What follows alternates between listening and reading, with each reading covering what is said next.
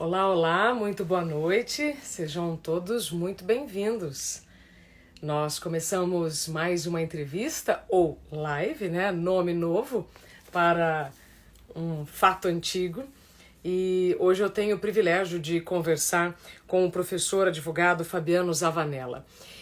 Nesses últimos meses eu tive o privilégio de conhecer muitas pessoas muito sensíveis, humanas e que dedicam o seu tempo para causas humanitárias.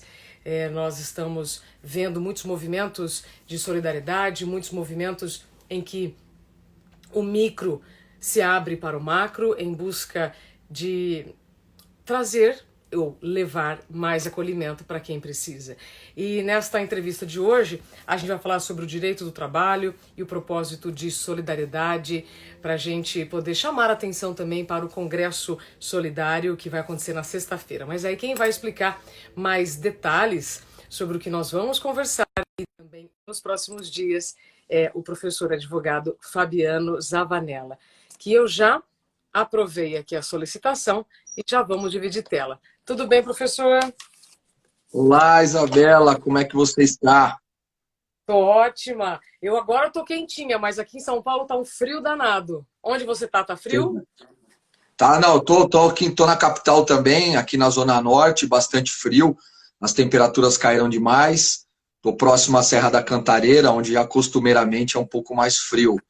É verdade. Puxa, um grande prazer aqui bater esse papo contigo, né? Termos essa conversa, esse diálogo tão importante. Então, eu queria demais agradecer que você tenha topado fazer essa live aqui, para que nós possamos aí conviver alguns momentos ainda aqui virtualmente, que é a nossa nova realidade, mas de alguma forma dá um pouco de calor no coração, nos aproxima e, sem dúvida alguma, também conseguimos levar um pouco de informação e, por que não, entretenimento às pessoas que nos acompanham. E, de início, eu quero agradecer todo mundo que já acessa e nos assiste, e, em especial, meus alunos. Tenho muitos alunos da graduação aqui Ótimo. que fizeram questão de acompanhar, aqueles que não estão em aula, né? Não dá para deixar de assistir aula de outros professores para estar aqui conosco, mas Ai, ai, das ai. turmas da manhã. Então, eu quero agradecer demais aí a presença de todos vocês. E também não posso esquecer de te parabenizar, né? Fiquei muito feliz quando eu vi a notícia, né, que você assumirá a apresentação do jornal, né, Primeira hora. da primeira hora na Rádio Bandeirantes, né, a partir do dia 1º de junho. Puxa, quando eu li, você sabe que me deu uma nostalgia, porque eu tô em isolamento quase que completo desde o dia 21 de março. Então, Sim, saindo para necessidades básicas, para levar mercado. coisas para os meus pais, enfim. Mas a maior parte do tempo aqui na quarentena. E era uma companhia diária, né? Tanto o Pulo do Gato, como Primeira Hora, o Jornal Gente, dependendo do horário que eu saía ou nos deslocamentos que eu fazia pela manhã. Então, me deu uma saudade dessa rotina, né? Porque o rádio é um companheiro tão aconchegante de tanto tempo, né? Aprendi a gostar do rádio com o meu avô, nas narrações esportivas, né? De Olha, futebol, Osmar Santos, Fiore Gilhote, e Pedro Luiz, que ele dizia bastante, né? Mais lá atrás. Então, estou muito feliz por você, viu? Você merece. obrigada, professor. Eu também estou muito feliz em voltar para o Grupo Bandeirantes. Eu trabalhei lá por 6 felizes anos. É, E agora voltar, né, receber esse convite da Rádio Bandeirantes para fazer parte de um dos jornais, se não mais antigo, mas um dos mais antigos do rádio brasileiro, né, o Primeira Hora tem 58 anos, e a gente vai estrear bem no dia 1º de junho, que é o dia da imprensa, sabe? Então eu estou muito feliz, e isso, inclusive, professor, é o resultado de muito do que eu venho falando sobre autocuidado. Né? Eu vivi uma experiência com a síndrome de burnout que te tira do jogo momentaneamente ou não. Eu falo isso porque, dependendo de como você lidar, né, como você vai lidar com a síndrome de burnout, você pode não voltar mais para o trabalho. Então, esse meu retorno também é uma prova de que, dependendo de como você se cuida, você pode sim retomar suas atividades. Com certeza.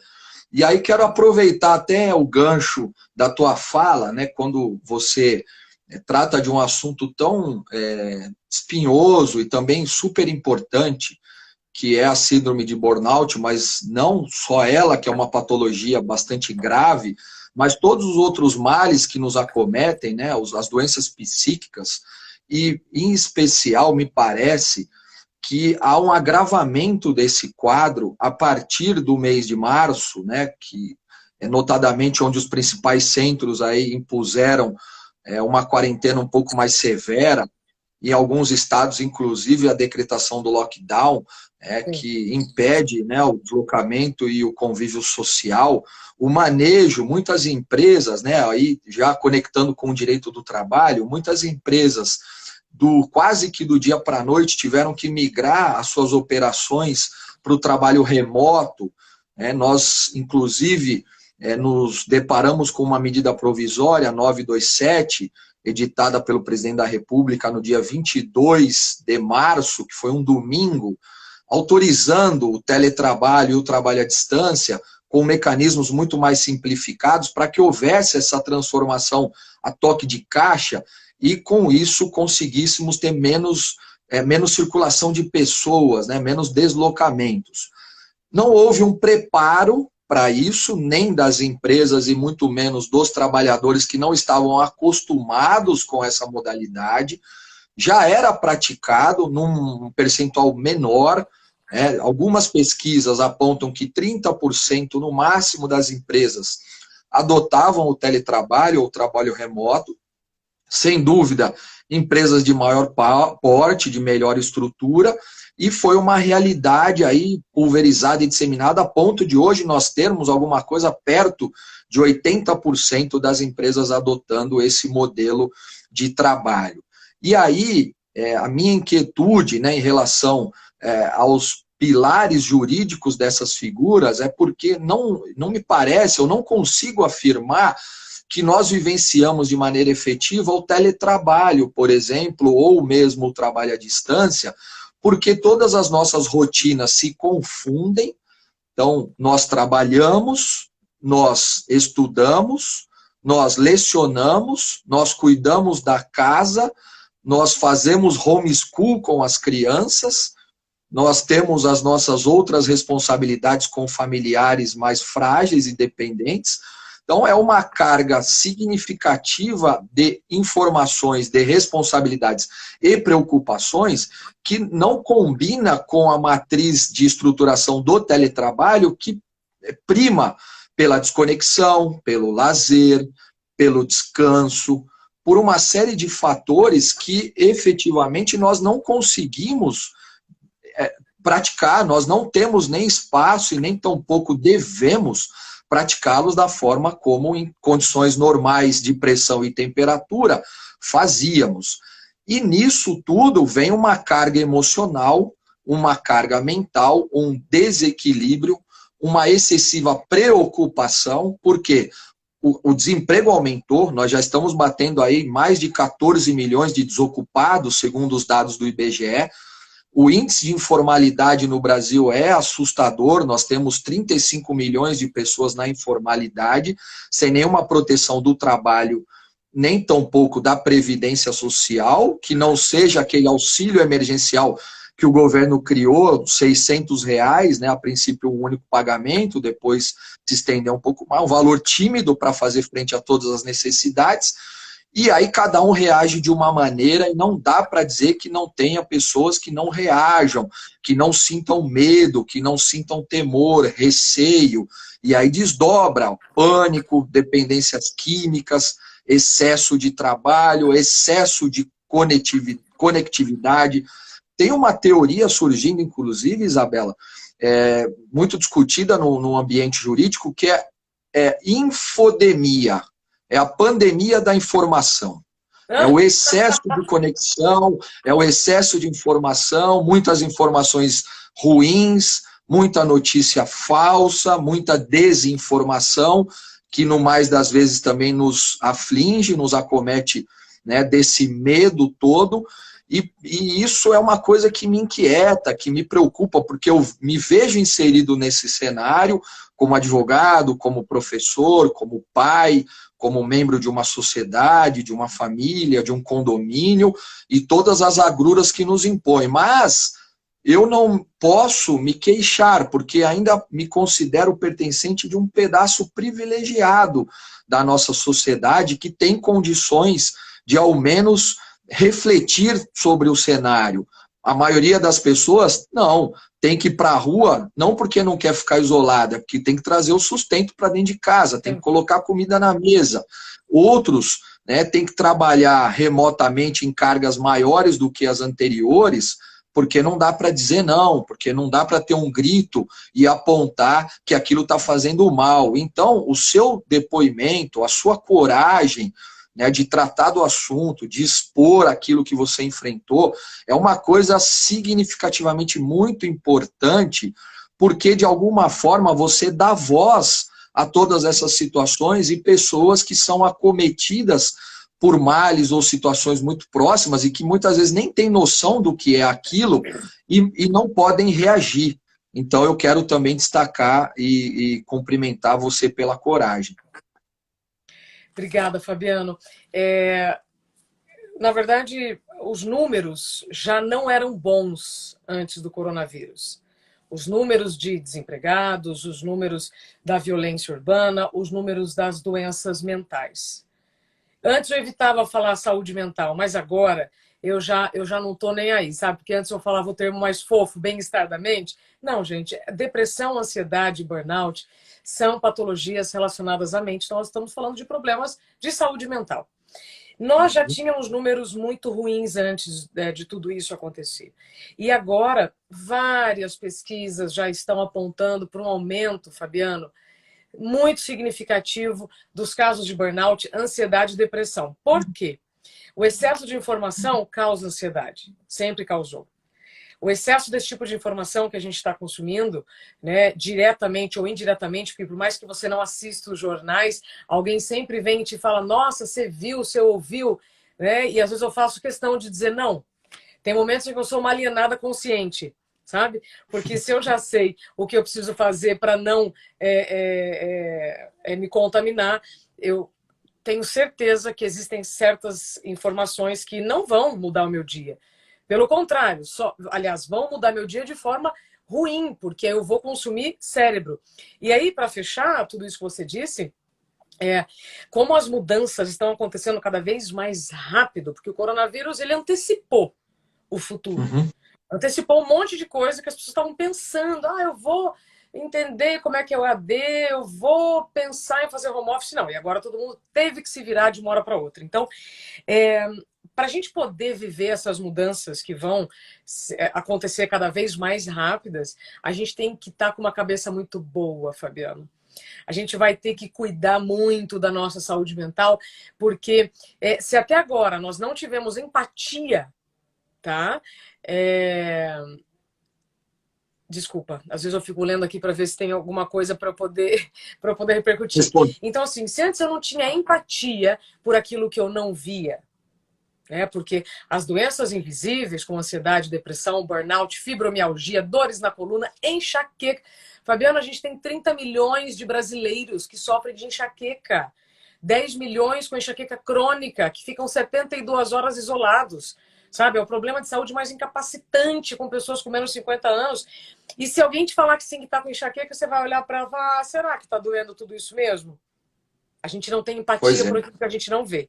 Então, para finalizar, eu quero dizer o seguinte: se nós estávamos vivendo, né, nesse mundo completamente sem empatia por aquilo que a gente não via, eu acho que agora a gente vai mudar essa visão. Por quê? Se eu estou acreditando em um vírus que eu não vejo, e ele está me fazendo ficar dentro de casa, então eu vou ter que rever muitas crenças que aquilo que eu não vejo existe sim.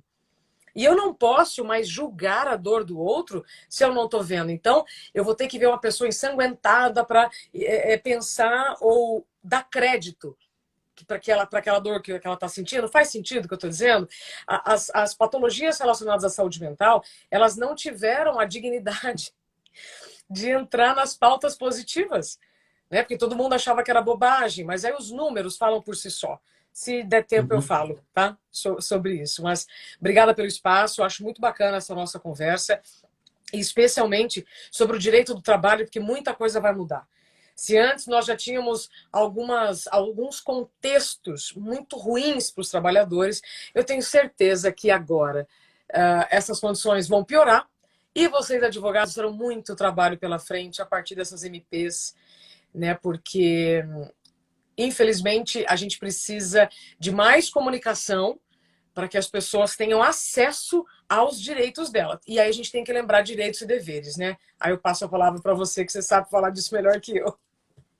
Sim, como você bem sublinhou, nós tivemos uma antecipação vertiginosa de uma realidade que a ONU, por exemplo, o Fórum Mundial Econômico e até a OIT discutiam como a chamada Agenda 2030. Então, o intervalo de 10 anos nós estamos vivendo em 2, 3 meses. É uma antecipação agressiva, abrupta, imposta por um inimigo invisível, que você bem sublinhou, né? A pandemia é uma coisa impressionante, a transformação, né, e o caos social que ela gera, e aí não teve muito como escapar, foi o Oriente, começou na China, passou pela Europa, chegou na América do Sul, na América do Norte, de uma forma avassaladora. E o Brasil... Pois não? O Brasil hoje é quase que, lamentavelmente, ele lidera esse ranking, né, de casos de contágio, de mortes. É uma posição que nos entristece, que nos preocupa, que nos envergonha, né, porque já é um país de uma economia muito frágil, já é um país debilitado, que vive altos e baixos ao longo da sua tão jovem democracia ou do período da redemocratização do país. Os números já eram muito ruins, né, Fabiano? Eles ficaram piores. Agora, quando você fala sobre a OIT, tem uma informação que quando eu recebi, se eu puder, gente, eu compartilho sempre e como eu sei que palavras são sementes, vocês estão nos acompanhando, depois eu também deixo a live salva lá no meu canal no YouTube, Isabela Camargo Real, precisam entender e passar para frente. A Organização Mundial da Saúde afirma que falar sobre saúde mental em uma pandemia é essencial, porque as consequências de uma pandemia, Fabiano, podem durar em média 3 anos. Então, quando a gente fala sobre o aumento de depressão e ansiedade, que é um fato, mesmo que as pessoas não... mesmo quem não tiver o diagnóstico a curto prazo, precisa prestar muita atenção, porque por 3 anos você ainda pode desenvolver, você pode ter as consequências de uma pandemia. Então o assunto é sério.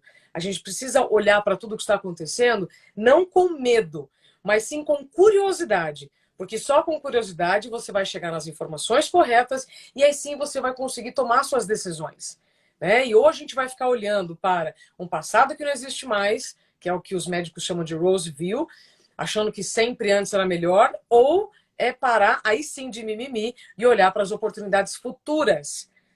Faz sentido? Faz sentido e tem total conexão com o que nós vivemos hoje no universo jurídico e principalmente no direito do trabalho, que é um ramo que é convocado para retomar o seu protagonismo, que ao longo do tempo, de alguma maneira, se perdeu ou foi arranhado, justamente porque o desenvolvimento do mercado de trabalho, se nós olharmos para as 4 ondas ou revoluções industriais, o lapso de uma para outra era bastante grande, ao ponto da sociedade, de alguma maneira, se adaptar a essas evoluções. Claro que uma série de funções, profissões, ocupações também desapareceram ao longo desse tempo. Mas a 4ª revolução tecnológica, ela é completamente diferente, ela é muito mais profunda, muito mais transformadora e, diferente da 3ª, que permitiu uma série de outras oportunidades, essa lógica da substituição do trabalho manual ou mecânico pelo trabalho tecnológico, pela presença da inteligência artificial, para um país com péssima educação de base, nenhuma formação de educação financeira e pouquíssimo investimento no desenvolvimento tecnológico, com uma indústria que sustenta o país basicamente advinda do agronegócio, na exportação de commodities, é sem dúvida um país que terá uma camada gigantesca de excluídos digitais. É uma visão, inclusive, que o Yuval Harari traz nas suas obras, nas 21 questões para o século XXI, muito de forma latente, e que nós devemos sim olhar, como você bem apontou, não com alarmismo, não com desespero, mas com atenção, com uma preocupação do ponto de vista social, com a percepção do todo. E aí que também desdobra um dos nossos assuntos, que é a ideia da solidariedade. O direito do trabalho, ele tem essa missão, ele tem essa tarefa de regular uma relação que é desigual, do empregado e do empregador, mas que deve se adaptar ao longo do tempo e dessas transformações todas, porque hoje no Brasil, segundo os dados também do IBGE, de 105 milhões de pessoas que compõem a população economicamente ativa, nós temos 35 milhões apenas com o trabalho formal, com o vínculo de emprego.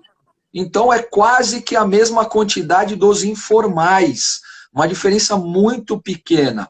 E isso, a tendência é aumentar. O quadro de desemprego na pandemia, ele escalona, tem perspectivas aí um pouco mais catastróficas, que nós chegaremos a 40 milhões de desempregados no final do ano, uma grande corretora de valores aí do mercado financeiro fez esse estudo antes das medidas adotadas pelo governo, mas outros ousam cravar um número perto a 20 milhões de desocupados, que são os desempregados e os desalentados que sequer procuram mais emprego. Então, o direito do trabalho tem esse desafio, porque não dá mais só para olhar as relações de empregador e empregado. Nós temos aí os trabalhadores em plataformas, que são informais quase na sua totalidade. Motoristas de aplicativos, entregadores de aplicativo, professores de aplicativo, guias de aplicativo e outros. Nós temos mais de 100 plataformas. É que muitas das vezes se popularizou uma delas como sinônimo do trabalho compartilhado. Mas, na verdade, nós temos uma infinidade de modelos, tanto offline como online, desse trabalho compartilhado, que não tem regulação nas leis do trabalho e nem proteção previdenciária. A única proteção previdenciária é aquilo que eu disse, o auxílio emergencial de R$600. E o governo reagiu, como você bem falou, editando medidas provisórias, principalmente depois de um julgamento no STF, que o ministro Alexandre de Moraes reconheceu a relativização da Lei de Diretrizes Orçamentárias e da própria Lei de Responsabilidades Fiscais, para que o governo pudesse direcionar os recursos no enfrentamento da pandemia, principalmente sob o aspecto da saúde e também do mercado econômico, do mercado de trabalho e do mercado consumidor.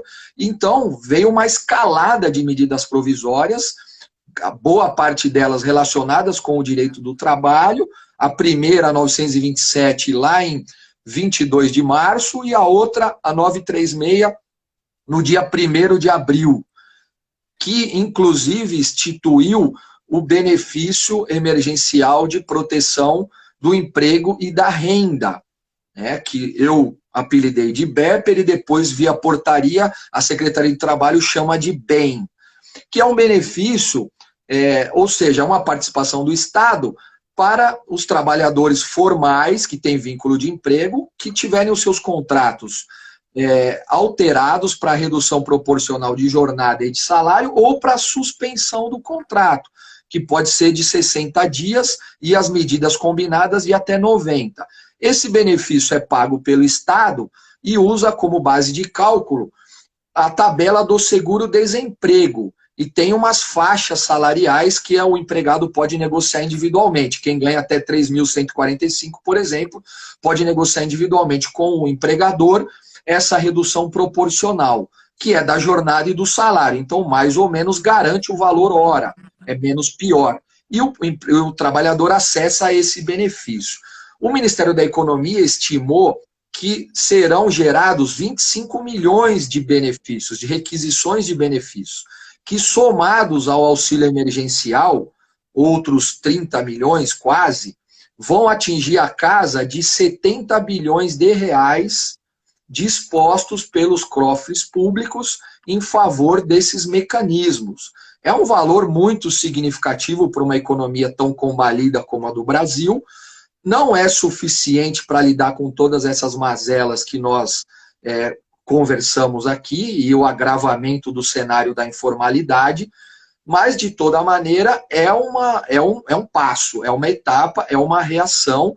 Claro que nós temos a percepção de que talvez dê para avançar um pouco mais, para tomar outras medidas e posturas e condutas, mas nós não podemos esquecer também, Isabela, que quase 80% dos empregos formais no Brasil são gerados por micro, pequenas e médias empresas, o que significa que boa parte desses pequenos e até alguns médios são tão vulneráveis como os trabalhadores, também estão muito afetados. Tanto é que o auxílio emergencial foi estendido para o microempreendedor individual, que é uma figura que a pessoa pode acessar, tem um CNPJ, ela não tem sócio, falando de uma maneira muito simples, e aí é um pintor, é um marceneiro, é um entregador, é alguém que queira, através de um CNPJ, recolher os seus impostos de maneira regular e ter algum tipo de cobertura previdenciária. Então, o auxílio também abarca essas pessoas. É o que você disse, são informações que muitas vezes não chegam até a população em geral, ou chegam de uma maneira travada, complicada, burocrática. É um pouco de mix de desinformação que é para também, muitas vezes, desestimular, porque muito da nossa sociedade tem um complexo de vira-lata excessivo e uma vergonha de perguntar ou de exercer os seus direitos, né? O que é uma coisa que tem que ser combatida pela educação de base. Então, é dever nosso, como, de alguma forma, multiplicadores, professores, comunicadores, prestar essa nossa contribuição social, você não acha? Concordo, professor. Você agora, né, falando sobre nós temos vergonha de perguntar. Ontem eu estava fazendo uma entrevista sobre a síndrome do impostor e síndrome da impostora com uma terapeuta, jornalista chamada Juliana Di Mari. E ela diz, né, a síndrome do impostor é quando não é falta de competência, mas é falta de confiança. E essa falta de confiança vem de onde? Da falta de pergunta. Porque se eu perguntar, eu mudo tudo. Agora, se eu ficar com vergonha de perguntar, né, pensando o que vão achar dessa pergunta, eu fico sem a resposta, fico com mais ansiedade, posso deixar de saber uma informação importante que vai me beneficiar, ou seja, então assim, com a sua fala, eu só quero deixar aqui uma provocação para quem está nos acompanhando, uma pergunta muda tudo, professor. Você então que dá aula, né, tá careca de saber disso, uma pergunta muda tudo, gente, e se as pessoas ao seu redor não sabem a resposta, procura, a internet está aí, não é só para ficar olhando a rede social, não, é para a gente ir atrás das informações corretas. Fabiano, a Michele Madeira, ela escreve assim, né? Infelizmente, as MPs recentes fragilizam ainda mais as relações de trabalho e penalizam o trabalhador. Eu não quero atravessar aí a sua pauta, professor, mas você acha que esse aumento do número de desempregados, mais a necessidade da retomada da economia, na minha opinião, vai aumentar muito o assédio moral. E aí, assim, quem ficar no emprego vai acabar absorvendo o trabalho de quem foi mandado embora. E aí as pessoas vão acabar trabalhando mais, com certeza. E aí vai vir, olha como é um ciclo, né, vicioso. Aí vai ter aquele papo assim, mas se você não fizer, tem uma fila lá fora querendo fazer. E isso não é mentira. Mas esse assédio moral também deixa a situação ainda mais tensa e aí isso pode provocar, inclusive, a síndrome de burnout.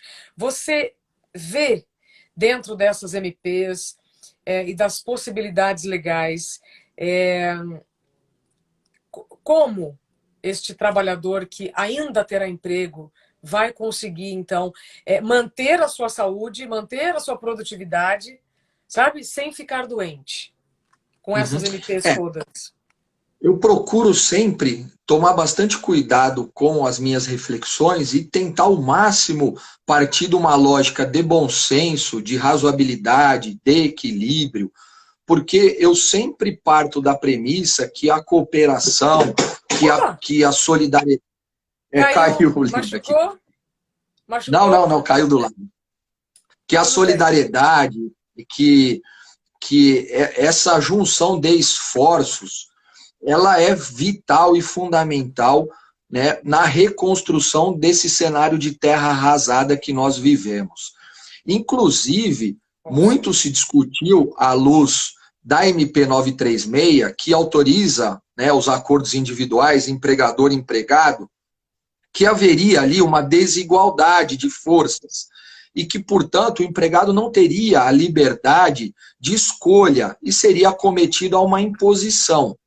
Claro que eu não vou ser ingênuo nem hipócrita de dizer que isso não acontece, mas também nós não podemos generalizar, porque o brasileiro, diferente de alguns rótulos que nós carregamos, é um povo muito dedicado, é um povo que a honestidade é uma premissa, é um povo que tem boas práticas, quando empreende para dar certo, e empreende para dar certo como quase que uma luta solitária, porque o nosso Estado, ele impõe uma capa de gordura, principalmente fiscal, tão significativa, que pouquíssimos negócios conseguem superar a barreira do primeiro ano de vida.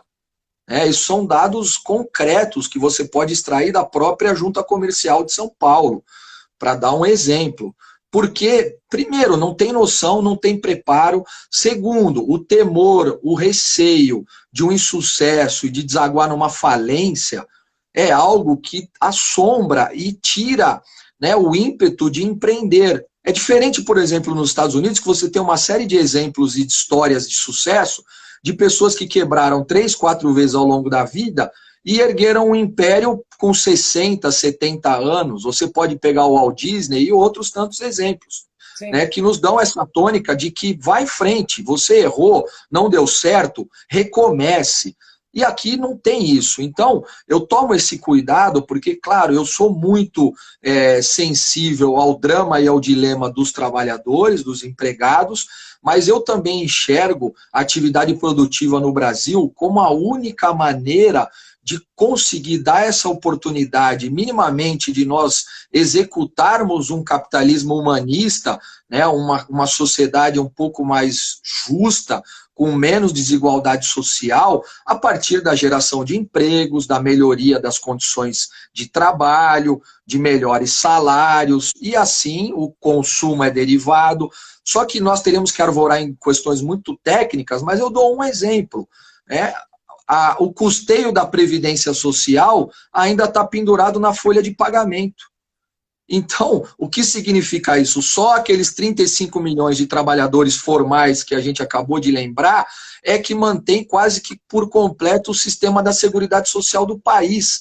Se eu não invisto nas empresas para que elas consigam prosperar e gerar empregos, eu não tenho folha de pagamento para estruturar o sistema da Seguridade Social. Então, assim, é uma crueldade, né, à luz daquilo que o Estado poderia melhor fazer, e aí eu não estou fazendo nenhuma crítica sobre aspecto político ou ideológico, eu não estou me referindo ao governo atual, mas a gente pode pegar esse cenário da Constituição de 88 até hoje, e foram períodos que se repetiram em situações mais ou menos excessivas sob esse prisma, tanto da proteção do trabalhador, como do incentivo da iniciativa privada, porque lá na Constituição Federal, esses valores são harmônicos, está lá no artigo 3º da Constituição Federal, o artigo 6º dos direitos sociais e o 170. Então, nós precisamos olhar essas matrizes como convergentes. E foi essa tese que deu sustentação, inclusive para o voto do ministro Alexandre de Moraes, quando tratou da MP 936, que, na verdade, não há uma oposição de interesses do empregado e do empregador para esses ajustes individuais, mas sim uma convergência na salvaguarda dos negócios e na proteção do emprego. Eu vou reduzir o meu salário e a minha jornada, mas eu vou manter o meu emprego.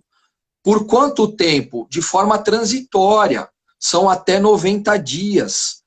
Então, nós temos que partir da premissa que as empresas que estão adotando esses mecanismos é porque, de fato, se encontram numa situação financeira muito preocupante e caótica. Agora, quando nós nos deparamos com notícias que grupos fortes fizeram dispensas coletivas de uma quantidade significativa de empregados, depois de passar por um IPO recente, isso salta aos olhos. Isso, claro que nos incomoda, porque não dá para acreditar que a pandemia tornou terra arrasada a economia daquela empresa.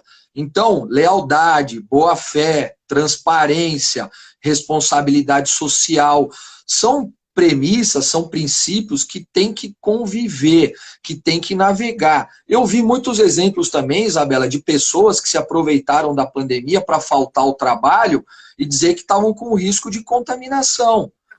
Porque foi dispensado a apresentação de atestado por uma lei de fevereiro, a 13979, porque partia de uma presunção do risco de contágio ou da doença, pessoas que tiveram contato com alguém que voltou de países que tinham a contaminação, a Itália, a Espanha, a França, a Europa começou antes. Então, de lado a lado, se a gente quiser ilustrar inúmeros exemplos de práticas ruins, nós ficaríamos um dia todo, mas eu prefiro olhar o lado cheio do copo e exaltar as virtudes, as boas iniciativas e as coisas que têm dado certo. Eu não tenho dúvidas, claro, que as MPs, elas atacam sob o aspecto de redução de garantias, que a pergunta feita, por um momento transitório e para tentar salvaguardar o emprego e a renda. Agora também vale lembrar que há uma previsão de uma garantia provisória de emprego na redução proporcional e na suspensão. Então, durante esse mecanismo e pelo mesmo período posterior a ele, se eu suspendi por 30 dias, por 60 esse empregado não deve ser dispensado. Se ele for dispensado, a empresa, além das verbas rescisórias, paga uma outra indenização. Então, foi uma maneira que a MP encontrou de não autorizar ou não dar uma brecha para que empresas se aproveitassem desse roteiro, desse mecanismo. Como outra medida provisória que, inclusive, facilitou linha de crédito para pagamento da folha de pagamento de empresas com faturamentos menores, a partir de R$300 mil. Então, são mecânicas, tímidas, outras poderiam vir, sei lá, eu vou até me aventurar a dizer que talvez o fundo partidário devesse ser destinado para custeio dos informais, dos desocupados. Mas isso é uma discussão muito mais complexa, porque tem vinculação orçamentária, tem base legal. Então, nós também não podemos nos descuidar de matrizes do direito. Nós somos um Estado democrático de direito. Fazer as coisas de qualquer forma ou atropeladas, sob uma visão empírica ou daquilo que eu estou vivendo, então, com emoção, muitas vezes pode me levar a induzir a erro e defender uma posição apaixonada, que lá na frente pode se mostrar catastrófica. O que você falou no começo da nossa conversa. Os advogados terão muito trabalho. Eu também evito incentivar a litigiosidade, para que não tenha uma deflagração de demandas. Mas isso acontecerá. Na Justiça do Trabalho, já tem uma medição, depois eu vou te mandar, nós tivemos um aumento aí de 500% na distribuição de ações de março para cá.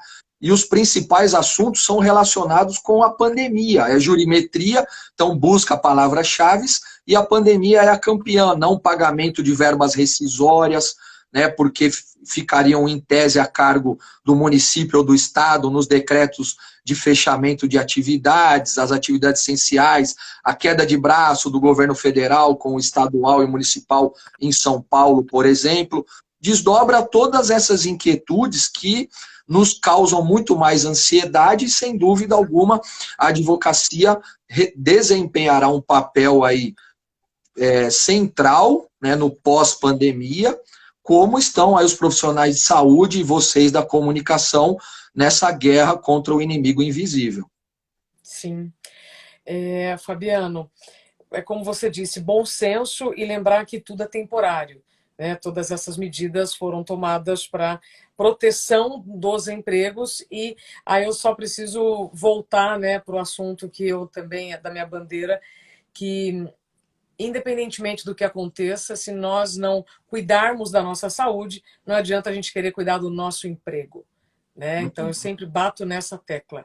Antes de ter um emprego, você precisa ter saúde. Não adianta ter o emprego e não ter saúde. Ah, mas aí tantas pessoas do meu setor foram dispensadas e eu acabei absorvendo mais trabalho. Se não tiver outra alternativa, a minha sugestão, tá, Fabiano, falando um pouquinho mais sobre esse assunto, pelo menos estabelecer um tempo. É aquilo que eu te falei sobre a pergunta. Faça uma pergunta, né? Então, assim, chefe, né? Ou chefia, por quanto tempo eu vou ficar nesse modelo? Qual a expectativa de vocês para eu atender todas essas demandas? Então, eu, como estou do lado de cá, faço essa provocação para que todo mundo leve isso em conta. Se você que tiver o seu emprego mantido, tiver que absorver mais trabalho, só faça uma ou duas perguntas, né? Por quanto tempo isso vai acontecer e qual é a expectativa, né, do resultado, porque senão, Fabiano, é aquilo que eu falei, não vai adiantar ter emprego e não ter saúde, né? Sim. Deixa eu só dar um beijo aqui no Hassan, do CGE, Centro de Gerenciamento de Emergências de São Paulo. Nossa, mas eu estive tanto com o pessoal do CGE, falando das chuvas, né, é um trabalho maravilhoso que o CGE faz aqui em São Paulo, sabe, Fabiano, para avisar a gente do que pode acontecer. E eu sempre defendo. Ouçam as pessoas que trabalham para nos avisar o que pode acontecer. Se vai acontecer ou não, é uma série de fatores, né? Como você mesmo disse, né, Fabiano, no início, as condições de temperatura e pressão adequadas, né? Mas se eu e o Fabiano mesmo estamos aqui falando sobre direitos do trabalho, ao propósito de solidariedade, porque são informações que podem te ajudar a pensar melhor, a decidir melhor. Né? Então, só fazendo aqui uma ponte com o pessoal do CGE, porque eu me lembro quando tínhamos assim umas previsões de temporais, eu falava assim, gente, se puder, né? Então, se puder, se cuide. Se puder, se cuide. Fabiano, a gente tem que tomar cuidado, porque quando a conversa é boa, passa muito rápido. São 9h13. Sim. Então, nós temos... Eu quero, então, aproveitar para falar um pouquinho em relação à solidariedade. O que aconteceu? Com a pandemia, com tudo isso que nos afeta, uma válvula de escape, um caminho, foi a exposição através das redes sociais, muita prestação de informação, e no mundo jurídico, né, um excesso aí, não sob o ponto de vista negativo, de lives, de conteúdos, webinar, congressos virtuais, uma proliferação significativa, né, de algo que nós não estávamos acostumados. Por exemplo, eu estaria num congresso em Nantes, em setembro, que foi transformado para um modelo virtual de uma comunidade internacional que eu participo, que é a Cielo Laboral, e impossível, claro, de manter, que era uma coisa super agradável, é bianual, nós já tivemos em Portugal, no Uruguai, agora seria na França, e o outro aqui no Brasil. O convívio é importante, mas a mecânica que essas redes sociais nos oportunizam, nós fizemos um evento com mais de 2.000 pessoas, quer dizer, presencialmente, nós teríamos 400, 500 no máximo. Então, e um custo quase nenhum. Então, você consegue lidar com fronteiras, com barreiras financeiras e dar conteúdo de qualidade para muita gente. E quando isso começou a proliferar, um grande amigo e professor, o Ricardo Guimarães, e uma outra professora, a Daniela Crepaldi, viraram para mim e falaram, pô, Fabiano, legal, né? Todo mundo prestando serviços jurídicos, informação, mas não tem que fazer alguma coisa solidária? Nós não precisamos usar a nossa inteligência e capacidade para, de alguma forma, contribuir? E ficou aquilo na minha cabeça, eu falei, vamos gestacionar então isso. Foi lá no começo do mês de abril. Então vamos gestacionar isso daí, vamos entender como funciona, como faz, procura daqui e dali. E o Ipojur, que é o instituto que eu sou diretor executivo, que é voltado a uma educação empresarial, tem as suas comissões temáticas, sem fins lucrativos, eu troquei ideia lá com a minha diretoria, principalmente o Lucas Monteiro de Souza, que é o coordenador acadêmico geral, Marcelo Rocha, que é o nosso vice-presidente, o Ney Caldeirão, presidente, que adoraram a ideia e a gente começou a gestacionar. No meio do caminho, a ESA, que é a Escola Superior da Advocacia, pela coordenação do Jorge Bolsinhas, que é um outro grande amigo, aderiu ao projeto. Nós procuramos aí o ferramental para que isso pudesse acontecer, então a PicPay dispôs a nos fornecer o QR Code e o destino do recurso para a entidade que nós escolhêssemos dentro das cadastradas, então nós chegamos até o Hospital de Amor, Centro de Referência Oncológico, que fica lá em Barretos. Espetacular. É um trabalho divino, né? Um tratamento gratuito, recebe gente do Brasil inteiro, né? Inclusive hospeda familiares e tal, e que perdeu muita arrecadação por conta da pandemia. E trata do grupo de risco, né? Todas as pessoas que têm a doença integram o chamado grupo de risco e também, claro, os profissionais da saúde que lá trabalham. Então nós escolhemos o Hospital de Amor para destinar esses recursos. O congresso será na sexta-feira, dia 29, começa às 9 da manhã, será transmitido pelo youtube.com/Hipojur, que é o nosso canal, e ao longo de todo o dia nós teremos 40 expositores, né, grandes expoentes do direito do trabalho, professor Pedro Paulo Teixeira Manos, Nelson Manriche, Robortella, Gisela Freire, Tereza Narras, Ivani Bramante, Daniela Crepaldi, Ricardo Guimarães. Eu não vou citar todos aqui de cor, porque eu vou cometer a indelicadeza de esquecer algum, mas estão todos representados, todos voluntariamente aderiram, né, e se comprometeram a participar do congresso, estão divulgando nas suas redes sociais. As doações já estão acontecendo nas contas do hospital, mas durante o evento, através do QR Code que ficará na tela ao longo do dia, quem quiser se sentir à vontade, faça as doações. O evento é gratuito. Se você quiser só assistir e não tiver condições de doar ou não se sentir à vontade para tal, não tem problema. Nos acompanhe, compartilhe conhecimento e quem puder, eu já agradeço demais a iniciativa, a participação e as eventuais doações. Então foi um pouco do que a gente pensou, a Isabela, em termos de solidariedade e contribuição da ciência jurídica, daquilo que nos deu. Eu estudo numa faculdade pública, que é a USP, faço o meu doutorado lá, e o professor Nelson, que é o meu orientador, ele sempre insiste nessa tecla. Nós, da faculdade pública, temos que retribuir para a sociedade aquilo que ela está nos dando. Isso sempre foi uma coisa que eu carreguei comigo e fica muito mais viva quando ele fala dessa maneira. E aí te agradecer demais, né, o carinho, a divulgação que você fez e esse espaço também para a gente poder falar um pouco dessa iniciativa. Fabiano, duas coisas. Eu complemento, então, o seu orientador Nelson, né? Você diz, quem estuda numa universidade pública precisa retribuir. Eu já vejo que todos nós precisamos fazer algo por alguém, por um bairro, por uma comunidade, e lembrar neste momento em que se eu não tenho condições financeiras de contribuir com alguma quantia, eu tenho condições de contribuir compartilhando o conteúdo. Isso. Participando, né, do congresso, então no dia 29, com a sua audiência, com a sua presença digital e compartilhando também essas informações. Porque se está ruim para nós, pode estar pior para outras pessoas, muito, muito pior, ou seja, e aí eu vejo, quando você fala, né, do hospital, que o número de arrecadação diminuiu demais. Você imagina, Fabiano, para quem já estava isolado dentro de um hospital em tratamento, né? Outro dia eu conversei com o Cristiano, o personagem de um livro que eu lanço daqui a alguns meses, ele ficou 1 ano dentro do Encore esperando o coração. Você imagina para uma pessoa que já está debilitada, vivendo todo esse contexto. Então, tem pessoas em situação muito mais vulnerável do que todos nós, que só estamos com medo de pegar o coronavírus. Então, acho que quando a gente traz esse nível de informação, de consciência, eu estava dizendo, a coisa muda de figura. Sabe? Então, para quem está nos acompanhando, pensem nisso. Se vocês não puderem doar de alguma maneira financeira, doem com a presença de vocês, a presença digital e compartilhe também as informações. Professor, para a gente encerrar, passe então os endereços de novo, a lista dos entrevistados, como faz para participar, por favor. Legal.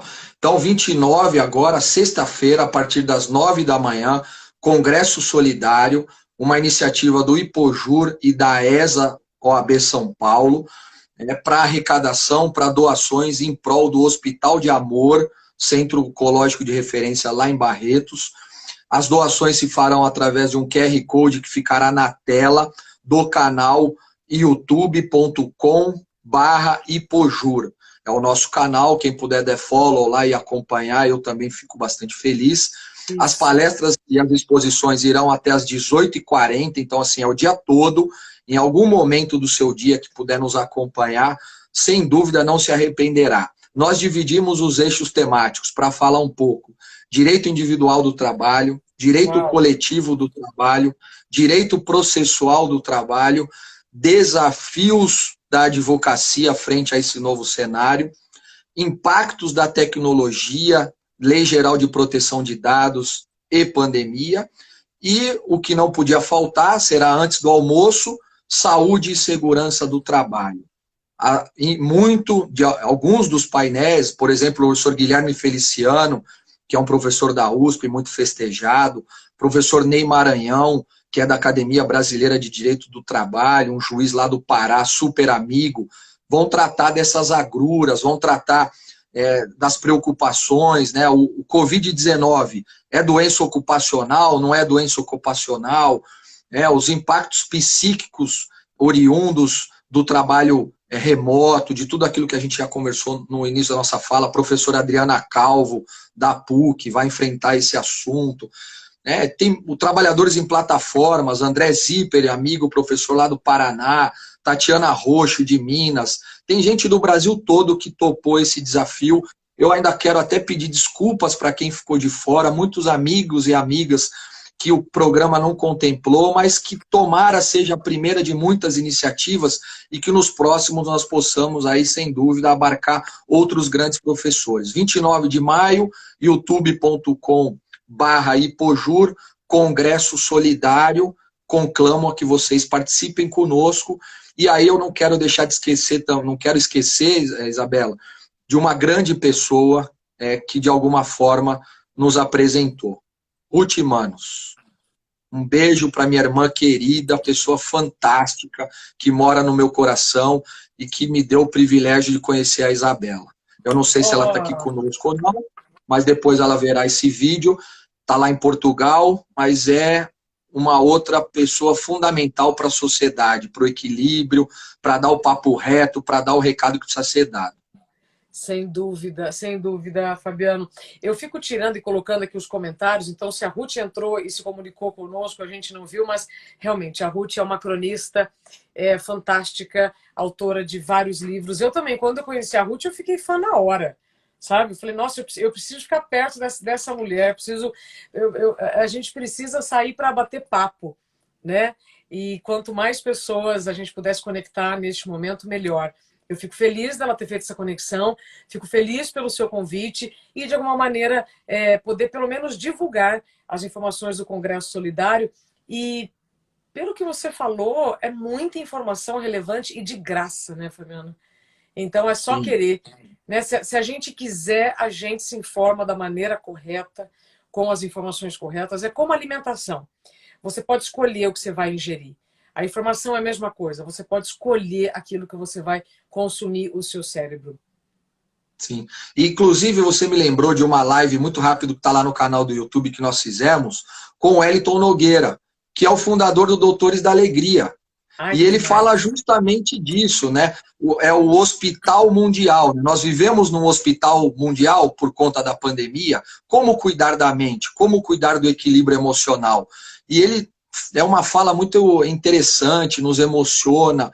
Além dele, participou a Clarice, que é uma artista muito premiada lá do Rio, e o doutor Eurênio, que é um estudioso da eubiose e de outras ciências correlatas. Então, essa live está lá também disponível, gratuitamente, é o que você disse, informação séria, responsável, de qualidade, no nosso canal do Ipojur lá no YouTube.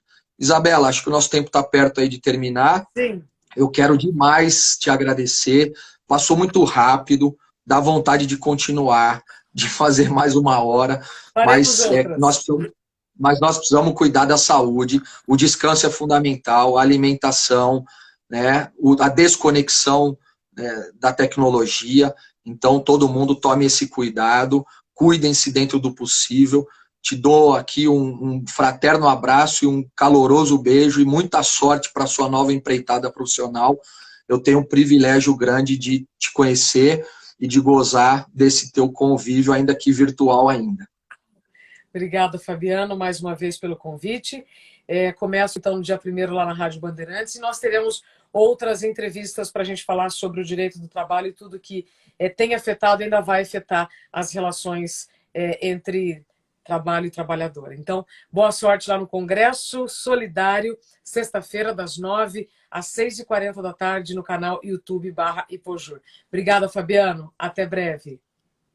Até breve. Tchau, tchau, gente. Obrigado pela presença de vocês. Eu vou liberar aqui o professor Fabiano e agradecer a sua presença nessa nossa conversa, né? Geralmente, uma ou duas vezes por semana, agora eu tenho feito as entrevistas, sempre trazendo para você um assunto que, se é interessante para mim, pode ser interessante para você, e se traz informações corretas, pode nos ajudar a pensar e decidir melhor. Tá certo? As palavras são sementes. Se fez sentido para você, compartilhe. Essa entrevista ficará lá no meu canal no YouTube também, Isabela Camargo Real. Boa noite para vocês e até breve.